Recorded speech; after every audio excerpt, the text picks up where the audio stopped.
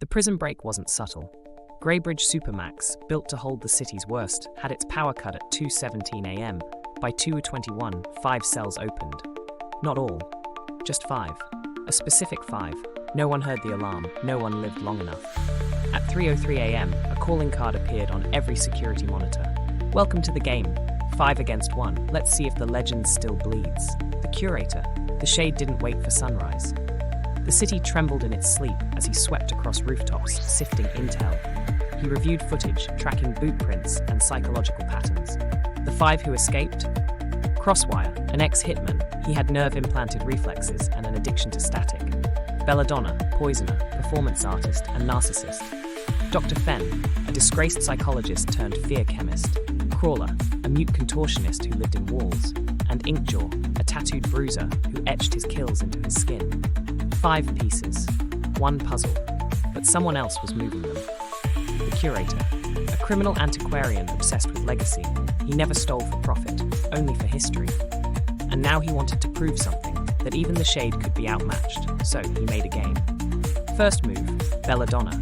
She hit the mayor's gala dressed as a violinist, lacing the champagne with neurotoxins. The shade crashed through the skylight before the toast.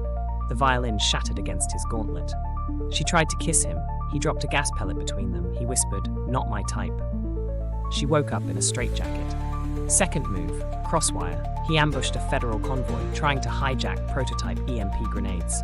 Sleek, calculated, brutal. But the shade was already riding beneath the armored truck. When Crosswire pulled the pin on the first grenade, it beeped once, then overloaded.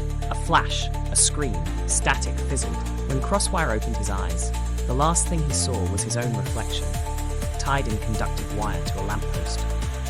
Third move, Dr. Fenn and Crawler. They worked as a team, fear gas flooding a hospital, while Crawler slithered through vents, whispering madness into patients' ears. The shade took 2 deep breaths. He sealed his mask and walked through a nightmare. He turned the gas system on them. Crawler cried. Fenn begged. They woke up back in padded rooms, afraid of their own names. Only Inkjaw remained. But when the shade found him, he was already unconscious, tied to a chair. Tattooed across his chest was a new message. Finale. The shade turned around. A museum. Empty. Quiet. Then came the voice, distorted, echoing. Congratulations, you've beaten the rogues, but this wasn't about them. A spotlight hit the center of the room. There, in glass, a painting of the shade, wounded, defeated, surrounded by flames. This was about proving your myth can be curated. Even your downfall is a masterpiece. You're still a coward, the shade growled.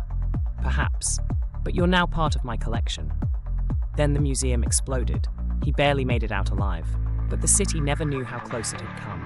The news showed mugshots, captured criminals, a restored sense of order. Only the shade understood. The real villain hadn't fought. He'd framed the night, and he was still out there, painting the next battle.